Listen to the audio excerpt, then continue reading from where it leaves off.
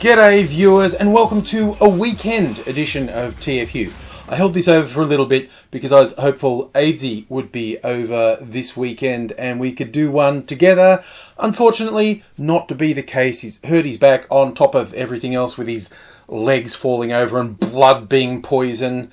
I mean, you think vampires are worried about garlic? I think any vampire that bit AngryAussie would probably be dead within 24 hours. He's a special sort of undead. I think he's a revenant, just keeps coming back, literally coming back from the dead. He's done it 3 times now. But there's that old saying about what doesn't kill you makes you stronger. Not actually true. Many things that don't kill you weaken you considerably, and AngryAussie is somewhat susceptible to falls and chronic pain, so unfortunately he couldn't be with us. So, doing it my own. As per usual in this fucked up world of ours, so many things that I could have talked about. An interesting story from this week that probably shows at least one of the directions the federal government's going to go in the next 3 years, having just won the election. There's a bit of a palaver with a rugby union player by the name of Israel Folau. He is, in his own words, a devout Christian, and he hates the gays. Well, he says he doesn't hate the gays, but he won't shut the fuck up about how they're going to burn in hell for eternity. To be fair, that's a relatively mainstream belief in a lot of Christian sects. He's a little bit on the extreme end. Now, he got sacked by the Australian Rugby Union Board. He had a multi-million-dollar contract to play for them, and he's lost all that. And we've got people in the federal government going, I want to put in a special law that says you're not allowed to put something in a contract that affects someone's freedom of religion. And it's just like, they're just talking shit. They don't even mean it. It's just, they've got this rule of never not be culture warring. Because what happens, they love to say, religious freedom. He should be able to say whatever he wants. And when it suits them, religious freedom also means, that person should be able to refuse to employ or serve someone based on how they declare their religious beliefs. Absolute fucking horseshit. In this case, Folau wasn't sacked because of his religious beliefs. He was sacked for being a complete fucking cock on social media. And it was not the first time. He did it once, made this really gross homophobic post, and his employers said, dude, there's a clause in your contract that says, don't be a fucking piece of shit on social media, bring us into disrepute. Don't do it. Not telling you what ridiculous fucked up beliefs you can and can't have yourself, but if you make public pronouncements that make us look bad, there is a penalty, so don't fucking do it. So the piece of shit does it again. He's obviously going, I'm going to threaten him, I'm going to challenge him. And it's pure and simple contract law. Literally has nothing to do with his religion. There's a thing in his contract about his behaviour. Don't be a shithead. I think you can also get done for if you get a drink driving charge or a drug possession charge or any sort of conviction for violence, you can lose your contract for those reasons as well. If you do something that brings your employer into disrepute in a very public forum, you can lose your job. There are lots of cases where this sort of thing is done in a really shit way. But this guy's just being a prick. He's being a complete prick and doing exactly what he was told not to do. What he signed a contract saying, I absolutely will not do this. And then he fucking did it. So fuck him. It's got literally nothing to do with religious freedom. He is completely free to have whatever fucked up, sick, disgusting religious beliefs he wants to have. And an employer is free to say, I don't want you to make me look as bad as you.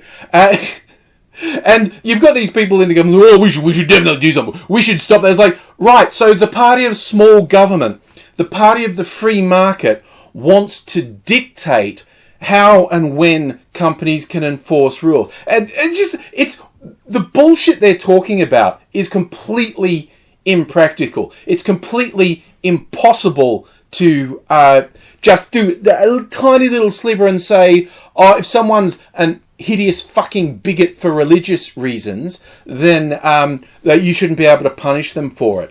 It's just this sort of culture war bullshit looks like that's the tone that's been set. That's what we're going to do. But I mean, fuck Israel Folau. And honestly, But at least he was direct about it. These mealy-mouthed shitheads in the government who are just talking out both sides of their mouth, talking about, oh, religious freedom, oh, but not if you're a Muslim, definitely not. Oh, employers should be able to sack someone for no reason, which is literally what they want it to be. And you go, oh, but not if you have a clearly worded contract that says don't do that. And no, if it's religion, it's just like, fuck them. Fuck them all. It's just the biggest load of horseshit. I mean, and in other fun news, looks like I'm not going to the United States anytime soon. As I've made jokes that aren't really jokes in various times over the years, I've said things against various regimes that I consider to be quite totalitarian, that if it got to the authorities in that country, I definitely couldn't go to those countries. I'd be arrested if I go to those countries, or I just wouldn't be allowed in. That's cool. That's the way they want to do it. Stupid lèse-majesté laws. But yeah, this week it appears the US is going to demand anyone coming into the US on a visa hands over all their social media details. Like, you got to say what all your social media accounts are, passwords, every phone number you've used in the last 5 years, every email address you've had in the last 5 years, and based on actual recorded incidents there have been of border control people in the US full-on harassing people who have been known to have said negative things about Trump, I think we can safely say I won't be going to the US anytime soon. And I like to say completely there. Any country can put laws like this in if they want, and I'll say, wow, you're a bunch of cunts, aren't you? You're absolute fucking garbage. Yes, freedom, freedom. Ooh, except for not. Tiny asterisk, this might only apply to people who are going in on study or work visas, which I have no intention of doing. If I went to the US at any point, it would just be for a holiday. You need, well, and then there's all sorts of grey areas about what kind of visa, do you need a visa, blah, blah, blah. But yeah, I'm not even joking. I think the short version is I won't be going to the US because I'm not paying for flights and accommodation only to have some tiny-brained fuckhead at border flex his little Hitler muscles and go, look, you said a bad thing about glorious leader on social media, so I'm declaring you a terrorist threat and not letting you in. Because that would also fuck up my travel everywhere else in the world. Have you ever been refused entry to another country? I'd have to say yes. Why? Oh, because I called Donald Trump a cunt. And of course the plus side is, in 99% of the countries in the world, if you told them you got in trouble for calling Donald Trump a cunt, the reaction would be, really? What else did you do? No, that was it. That was it. I just said he was an asshole. And you go, but everyone thinks he is. Yeah, I know. But there's this sort of group in America who really have trouble wrapping their head around just how contemptible he is. And they won't let me in because I pointed out he was a cunt. So, sorry, I know you'll love me desperately in the US, but you're probably not seeing me in the near future. But hey, maybe, because who knows when Trump goes out? Will he go out in 2020? Who knows? Will impeachment actually happen? Because, of course, Robert Mueller made a public statement this week that could be shorthanded as, you fuckwits, Trump is not exonerated. The reason I didn't launch a prosecution is there's an established rule in the Department of Justice to not indict a sitting president. But here's all the evidence. The fucking Congress should be starting impeachment proceedings. And even a bunch of weak, wishy-washy Democrats who wouldn't say impeachment have all started saying it. Not all of them. The weakest and the wishy-washiest at the top still aren't saying it. But the groundswell for actual impeachment proceedings against him are really growing. And it's hilarious. And the desperation of the defenses that are coming out at Trump now are hilarious. I mean, I honestly think the most likely outcome is Democrats won't even have the guts to launch an impeachment proceeding. Second, if they do, and if they find some incredibly damning evidence, that's almost certain to mean nothing, because the Republican-controlled Senate are corrupt, evil fuckheads, and not enough of them will show any integrity and go, that is actually pretty bad, we should impeach him. Because you always have to remember, and I think people forget this all the time, in the US system, impeachment is not a legal process. It's not a court process. It's a political process that has some trappings of a legal process, but it's a political process. And that's why the Republicans could vote to impeach Bill Clinton, because he brought us into disrepute, that whole blowjob thing, when he'd done nothing remotely close to breaking the law. But he lied to them about getting the blowjobs and whatnot. In retrospect, he should have been punished for that. That was a gross abuse of power. Different story. But yes, so an impeachment will probably never get started because the Democrats don't have the guts. Probably won't go to its conclusion if it does, because the Republicans are evil, corrupt fucks. And I honestly reckon, at the moment, the most likely outcome in the 2020 elections is Trump getting re-elected. I always get this thing of really sad, pathetic little MAGA trolls going, hey, Trump 2020, he's going to get elected. And he probably is. That's not good. That's just an example of how fucked the world in general and the USA in particular is. I honestly think it's the most likely outcome. Something will have to radically turn around in the next year for me to think otherwise. I've seen no signs of anyone on the Democratic side who inspire any sort of fervour that would make people rally and go, yeah. Much as I'm not a huge fan of his, I think Bernie Sanders is the closest thing to it. And it kind of would be interesting to see Sanders go against Trump, a left-wing populist versus a right-wing populist. And they're both male, and they're both white, so neither misogyny nor racism comes into it. But, you know, it would be interesting, but it's just fucked. You know, it's just like my shorthand. Someone saying, what do you think was going to happen? I go, well, what's the most fucked thing that could happen? Based on the last few years, I'm going to say that'll happen. It's just the most fucked thing seems to keep happening. So that's what I think is going to happen. And look, I want to round out with a little thing that caught my eye on Twitter, because it was fucking bizarre. There's this guy I've mentioned occasionally, a ridiculous, bloody science ignoramus, Stefan Molyneux from Canada. He's one of these people who've come out on a speaking tour of Australia, milking dollars out of gullible, racist fuckwits in this country. And in fact, I actually had no idea how racist he was until he came to Australia. And holy fuck, he's to the core. And he really uses completely discredited, outdated, scientific theories about race to justify the fact he's obviously a hideous racist pile of shit. I mean, most hilarious... there's a general thing that I've mocked him for, that he's got an obsession with IQ. He thinks IQ tests are a great objective truth. And it's almost embarrassing to see someone trumpet something as borderline meaningless as an IQ test, and as shows that they're smart. It's like, an IQ test barely does anything above measuring how well you did on that IQ test. IQ tests are biased towards political, cultural, educational models. So if you're from a different cultural, educational model, you can do really badly on an IQ test while being really smart. And the other thing is, you know, you can get a super high IQ, and that doesn't in and of itself mean anything. It doesn't mean you're really good at maths. It doesn't mean you're really good at science. It doesn't mean you're going to succeed in business. It doesn't mean you're going to succeed in research. It means you did well on an IQ test.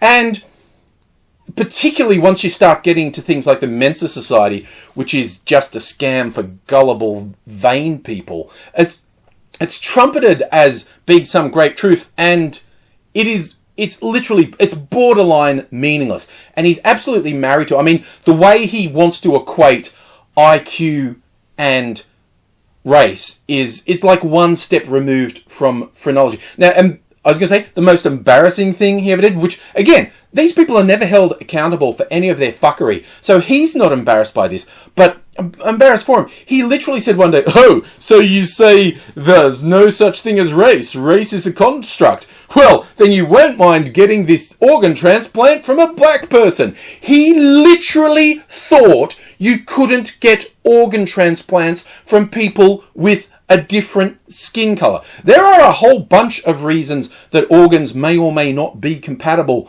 between donors, but you cannot judge it by skin color. It was like so anti-science, so anti-medicine, it made no sense. It was literally just him bounding out into the street. Hello there, I'm racist.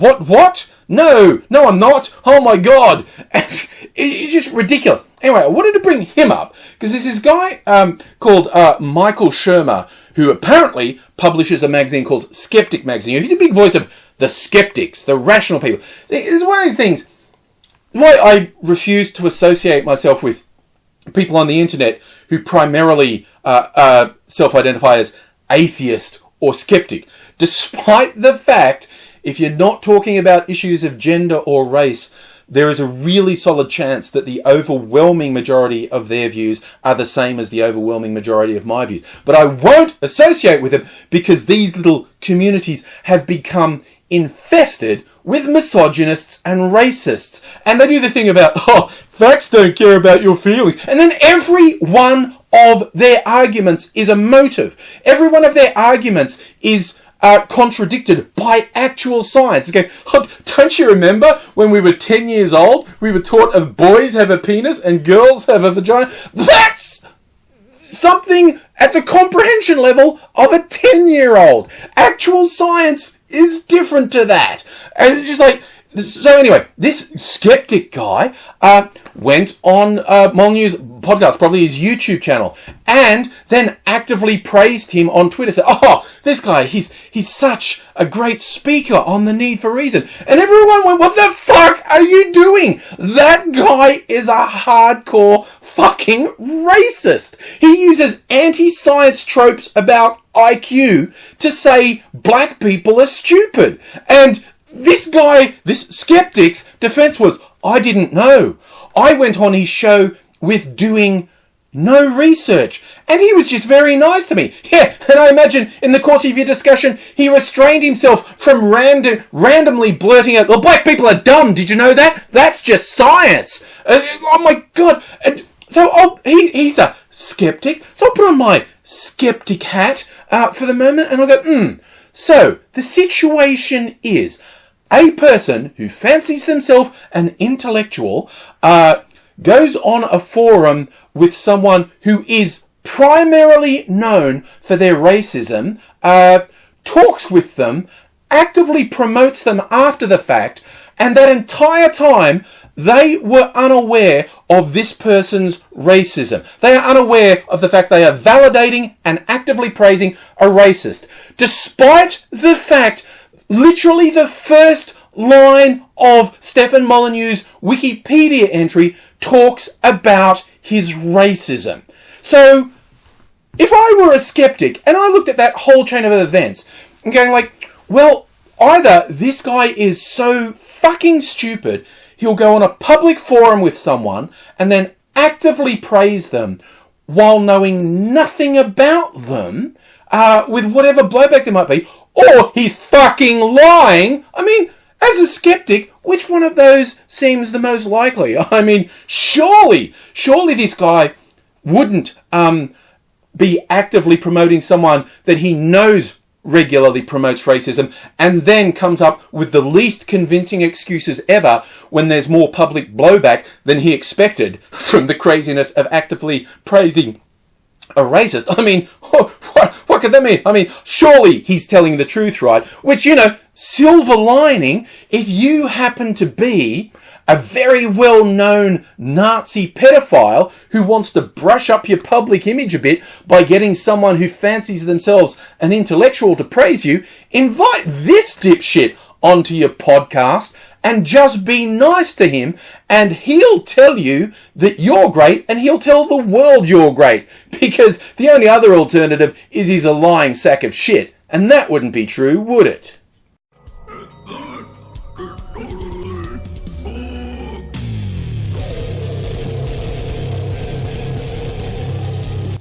I hope you enjoyed that. If you did, make sure you subscribed so you don't miss my next video, because I do a lot of them.